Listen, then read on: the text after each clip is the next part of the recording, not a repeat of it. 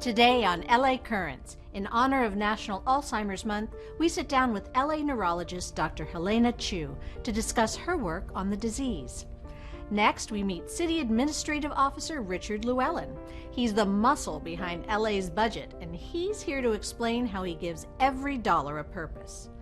Up first, she's a nationally recognized authority on gang intervention, a professor, and a champion for change. Let's chat with Jorja Leap.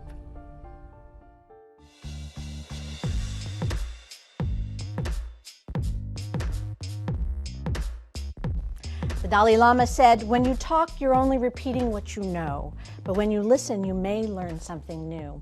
She's a lecturer, researcher, consultant, the UCLA adjunct professor of social welfare, and an expert on gangs. With us today, Jorja Leap, aka Little Mama. Yes. You can't escape that nickname. No. I mentioned that you're an expert on gangs. The word gang has a negative connotation in terms of how we interpret crime, etc. But is it really, is that a fair definition? Defining a gang is you're literally, I hate to use these words, it's a moving target. And it depends who you're talking to. If you talk to a police officer, they say it's 3 or more people, conspiring to commit crime, part of a criminal enterprise. I think I have a much looser definition. And I would say it's a group of people with shared ages and interests who often, not always, participate in activities that may be illegal. And by the way, I have a whole continuum. So that can include a young black man or a young Latinx, or it can include a member of law enforcement. Because you want to talk about a group of people that gather together and sometimes are engaged in illegal activities, it fits a lot of groups. So I tend to have that kind of looser understanding. And then when you talk about a gang, you'll talk about tattoos and ideas of respect and honor. But it's tricky. It's really tricky. In your background and in your history, you spent time in Bosnia and Kosovo. So what was it there what did you learn and what was happening there? In both those areas, there had been blood feuds that were going on for generations that were exactly like gang wars. What was once Yugoslavia, Serbia, Bosnia, Kosovo, these were feuds that had gone on for centuries. A man talked to me about one of his cousins who was killed by an Albanian. He was Serbian. My cousin was killed by an Albanian. I hate all Albanians. And I went, when did that happen? And he said, straight-faced, in 1847. So it was a cousin he never knew, and yet he carried on this blood feud. These were feuds that lived through the generations. And what we've been able to do with gangs is to break some of those cycles before they go through the generations. And the second thing I learned is just how delicate the process of post-war reconciliation was. It was sort of like a whole society was trying to re-enter life and have a peaceful life after war. It was re-entry on steroids. For many years, I did work and continue to do support and training for former military special operations personnel who are leaving the Navy SEALs or leaving the Rangers. And these individuals, when they re-enter mainstream society, share a lot of the same struggles that gang members do. I've heard that, actually. They do. And when I was first approached by the people that wanted to work with these heroes of the military, I said, "Why do you want me? I work with gangs." And they said, "Because it's very similar." I'm not saying, the Navy SEALs are like gang members. That's not it. Right. But the similarities and what they struggle with are stunning. They're unbelievable. You were taken under the wing by a man named Mike Cummings. What did he offer to you that allowed you to be welcomed into an arena that may not have normally welcomed you? Oh, it absolutely would not have welcomed me. I'm I'm so clearly an outsider. I met Elder Cummings, Big Mike, at a gang conference. He said, "Want to come with me?" And I said, "Let's go." And he and I went outside and started talking, and we made a plan to meet in Watts a week later.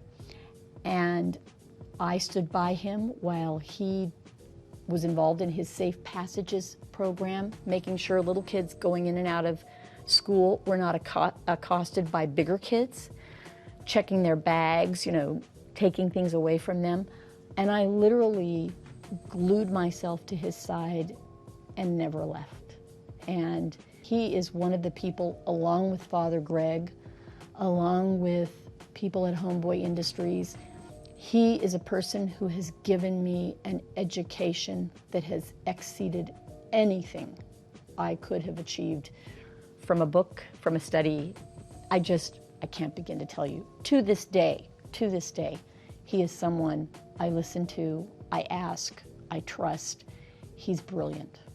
He started schooling me in who was in a gang, how you could tell who was really dangerous, who was playing, who was an associate, who was mentally ill.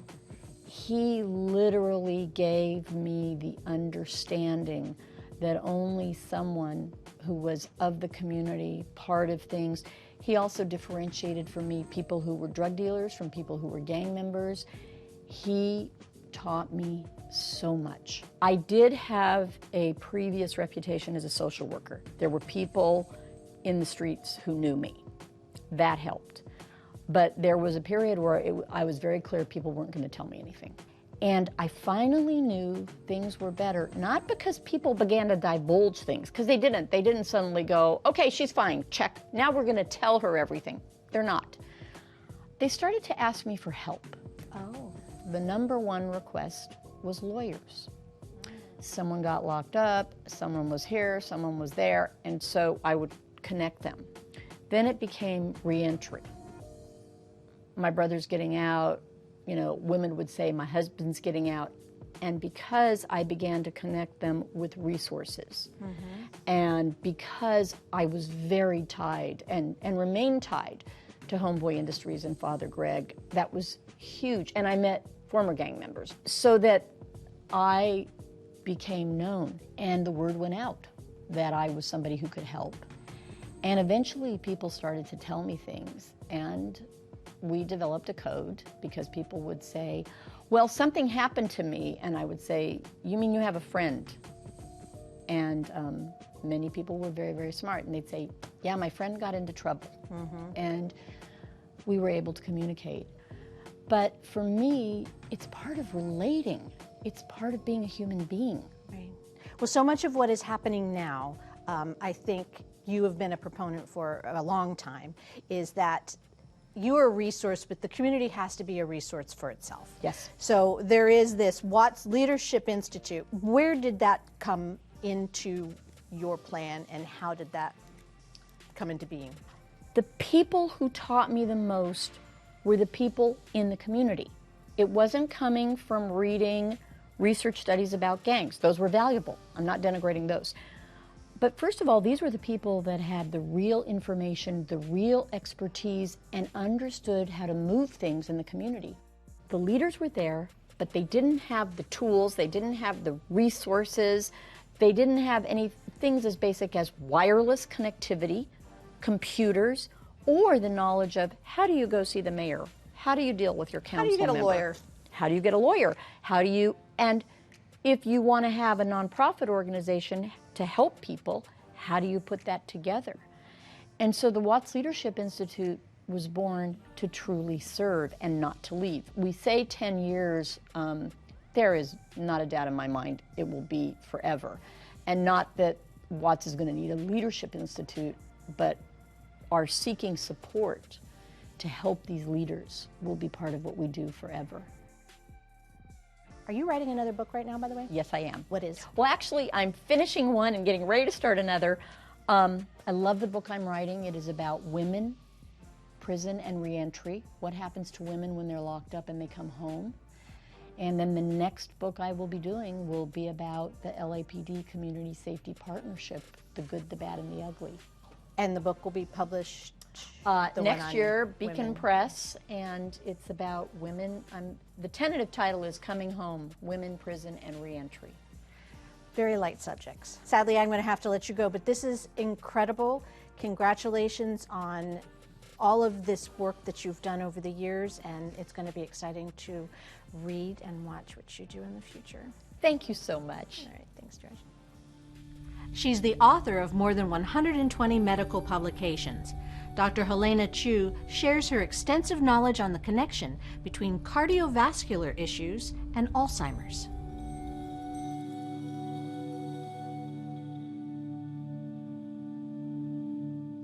November is Alzheimer's Awareness Month.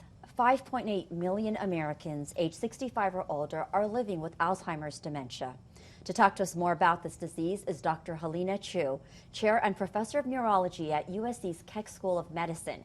She is internationally recognized for her research on Alzheimer's disease and vascular cognitive impairment. Thank you for joining us, Dr. Chui. Thank you very much, Rasha, for the opportunity. Absolutely. You know, this is a very important disease, and especially with this month and the number of growing cases. First of all, talk to us a little bit about Alzheimer's and what are some early symptoms that people should be looking out for? Well, thank you. Alzheimer's disease is the most common cause for dementia as we get older. Dementia, I have to digress, is a big tent word referring to a loss of memory and problem-solving ability greater than expected for normal aging. Alzheimer's disease is the most common cause for dementia. It's an example of a neurodegenerative condition where the nerve cells and the circuits in the brain that allow us to form memory and solve problems slowly fail. Alzheimer's disease is defined by a buildup of several misfolded proteins called plaques and tangles. And the plaques contain a protein called beta amyloid, and the tangles contain a misfolded protein called phosphorylated tau protein. The amyloid can build up very slowly over decades before there's symptoms. The brain is pretty resilient. But once the tangles start to occur, we see the early symptoms of Alzheimer's. The tangles start to affect the memory centers of the brain that we call the hippocampus. And one of the earliest signs of Alzheimer's is a difficulty in recording and retaining new information that we are experiencing. So that's something people should look out for. Yes, if we're all forgetful, we don't have, very few people have a photographic memory, so it's a little bit hard to know when we should worry about forgetting, because we all forget. But when we forget the things that are really important to us, or really the family notes a big change in our ability to remember. Now, there are many other causes of dementia. The second most common group are related to blood vessel disease, strokes. And then there's a third category that actually can be reversed, and they're related to the balance of hormones, the balance from the way our kidneys and lungs and heart function, and it could be side effects even from medications. So if a family member or person is noticing early signs of memory loss or more difficulty solving problems or remembering, it's really important to see a physician that's has expertise in figuring out what is the cause, so that a more specific treatment can be given. And some causes of dementia are treatable. So much research being done around this disease, and you are also involved in the Healthier Vessels, Healthier Brain Study research program. Tell me a little bit about this program. Yeah, I'm a professor at USC, University of Southern California. We have one of 28 nationally funded NIA Alzheimer's disease centers. Our center focuses uniquely on the role of blood vessel and their health and their relationship to Alzheimer's disease. So we are studying what we call the blood-brain barrier, which actually keeps the blood separate from the brain, keeps the brain kind of in very clean and protected environment. And also we're interested in the blood-brain barrier, which is necessary to pull amyloid out of the brain and let it be cleared through the blood vessels. We're very interested in keeping blood vessels healthy by reducing the risk factors, high blood pressure and diabetes.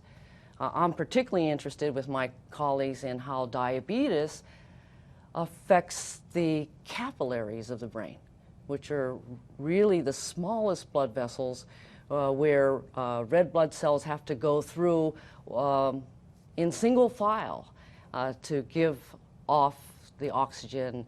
The blood gives glucose to the brain and then takes the waste products from the brain out. So we're trying to understand better how diabetes and how it can damage the smallest blood vessels in the brain, the capillaries. And with Healthier Vessels, Healthier Brain Study, you are looking for participants as well. So how can people sign up or find out more about this program? Well, thank you. There's a brochure and there's a phone number for our recruiter, coordinator, Nadine Diaz. Her phone number is 213-821-7158. Great. And you're currently accepting participants? Yes, carefully and safely. Okay. So with the pandemic going on, you know, we had a full stop to our observational studies. We kept our clinical trials going because it was very important that people taking these medications, investing, that they still be able to have access to the study medication. I know when we think about this disease, it's constantly 65 and older. But there are people that have been diagnosed with Alzheimer's that are younger. What are your thoughts on that? And should people in their 30s and 40s start thinking about this disease and how to prevent it? There are 3 genes and mutations in those 3 genes that can increase the risk of Alzheimer's markedly. And unfortunately then, the symptoms can start in the 30s and 40s. Fortunately, these are rare mutations, so it's less than 1% of all Alzheimer's. Persons with Alzheimer's have these autosomal dominant mutations. Dr. Chui, for someone who wants to be a part of this study, what is the criteria? We're looking for the healthier vessels, healthier brain for individuals who are over 60 and who have a diagnosis of early diabetes or pre-diabetes. Who are not taking insulin and who are willing to be followed annually for about 5 years. Great. You know, something else came to mind that I must ask you. So when we talk about symptoms and prevention, there's the common thing of, oh, I forgot where I put my glasses. Or my mother will come and say, I had to go get something in the garage. I forgot. Should we be concerned, or are those just typical aging factors? Yeah, those are typical. We all experience that. Yeah, so it's like we have the medical student syndrome, and then we can have the TV syndrome. That not to worry. So it's when it's repeated and when it's, you know, if we're distractible and now in this day and age we're on our cell phone and we're homeschooling and then be concerned, it's okay. Right? Yeah. Okay. Because of the complexities of Alzheimer's, how do you encourage your patients to stay hopeful? It's really important, I think, to think about us as a village and a community to go through this together. And we're there in our academic institutions like USC, UCLA, our family physicians, we're here for our families. We join as a village with our national partners like the Alzheimer's Association, Alzheimer's Los Angeles. We try to focus on quality of life. Dr. Chui, thank you so much for taking the time to come down here and talk to us about this disease. And again, with the Healthier Vessels, Healthier Brain Study, we did provide the information. If you are interested, please do look into that study. And once again, thank you, Dr. Chui. November is Alzheimer's Awareness Month. Thank you all for joining us today. I'm Rasha Llewell with LA Currents.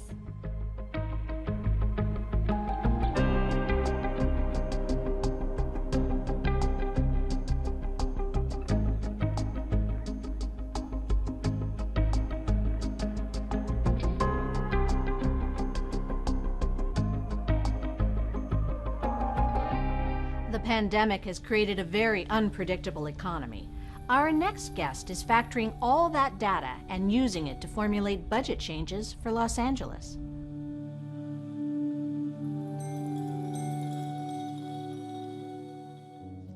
Managing the budget of any city is very intimidating, but imagine managing Los Angeles's budget in terms of oversight.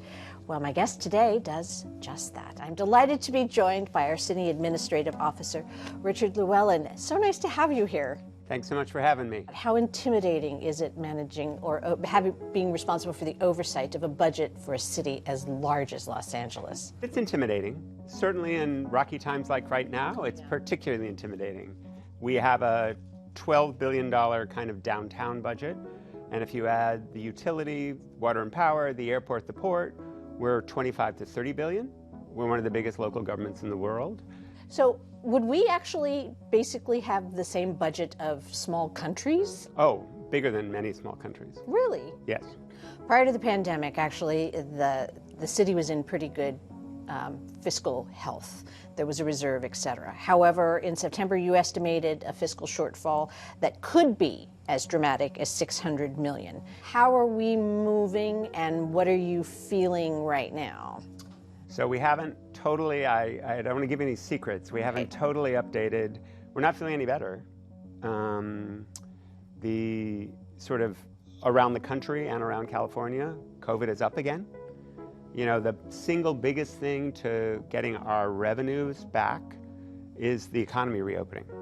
And economists debate, is it going to charge out of the blocks, or is it going to kind of limp out of the blocks, or some combination? But it can't move at all until it's reopened, until indoor dining is allowed, till you can just go in a restaurant, and people feel safe going in a restaurant. So, you know, the last month hasn't produced good news for us. We just need to get a handle on the pandemic. The pandemic hit just as the city was preparing its budget for this fiscal year. We're July to July. Right. So some of it was baked into this budget, which was a tough budget as a result, but the pandemic has been worse than we expected. So we're going to have to cut even more. It's going to be a tough year. How much do we need the federal assistance? Has it helped? And should we continue to look for more? We could not do this without federal assistance. That's just a fact. One of the problems with this pandemic is our revenues have dropped precipitously. Our hotel tax, most of us pay hotel taxes when we go somewhere else. We're used to seeing it on the bill. We're not getting those. People aren't traveling. Our sales tax are down. Yes, people are buying online, but they're not going to the mall. They're not going to the restaurant. So all of our revenue sources are down. We need another stimulus bill.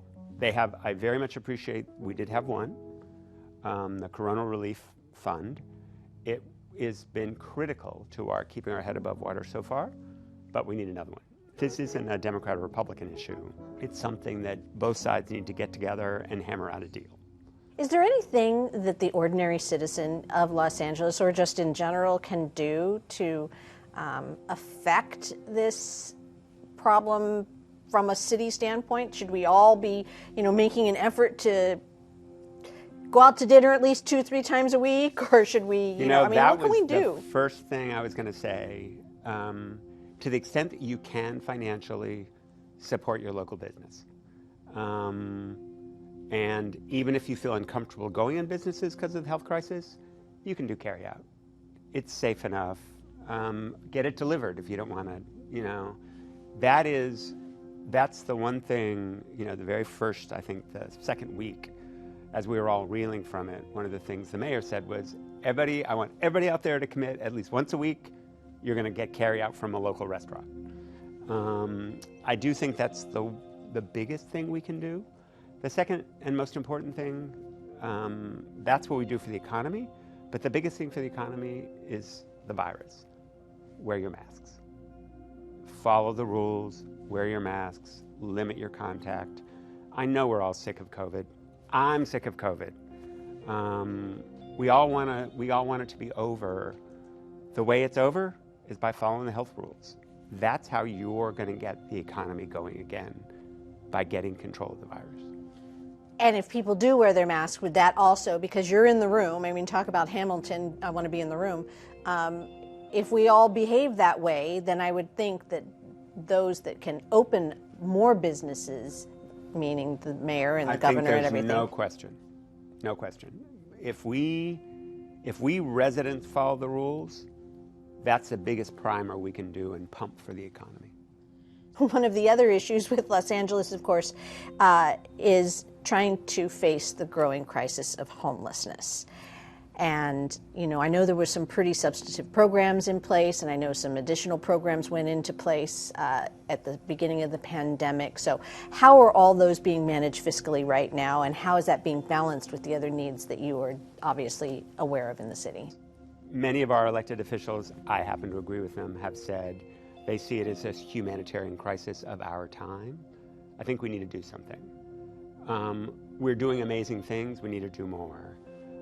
The residents tax themselves to build housing. The residents tax themselves to provide more services. We have housed more people last year than ever in history, but unfortunately more people are falling into homelessness every day. It's a tremendous challenge that is going to require temporary housing, permanent housing, services, and sort of a societal commitment.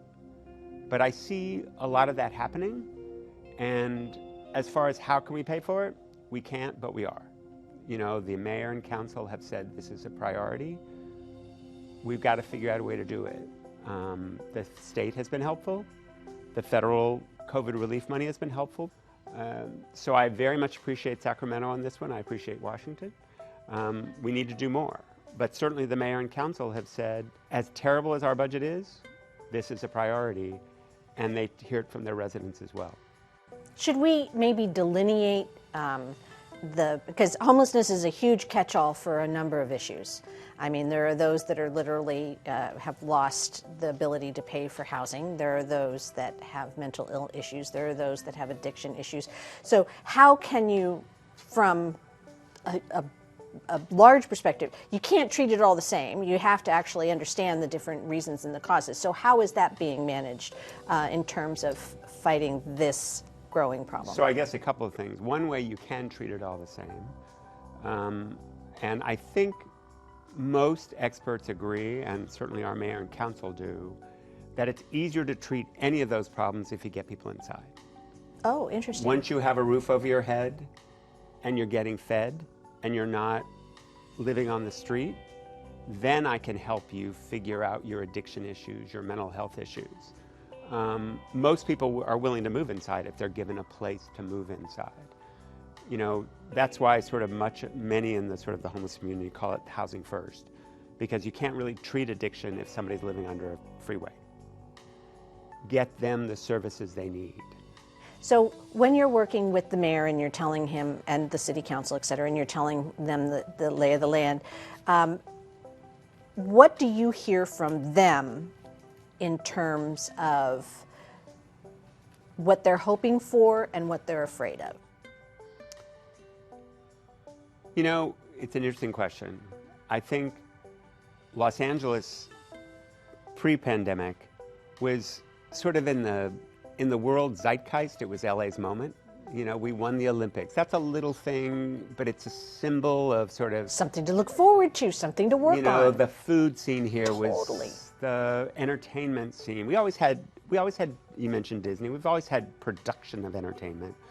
But the new art, the new music, the new food, tech, you know, people think of the Bay Area, we're the second largest tech city in the country. Snapchat. So people were excited, and we faced this tremendous problem of the gap between the rich and poor. Well, I hope next time we have a chance to chat, we can talk about more lighthearted things. In any case, it still was really fun to talk to you, so thank you so much for everything. My pleasure. Thanks for having me. Thanks. And that's a wrap on this LA Currents.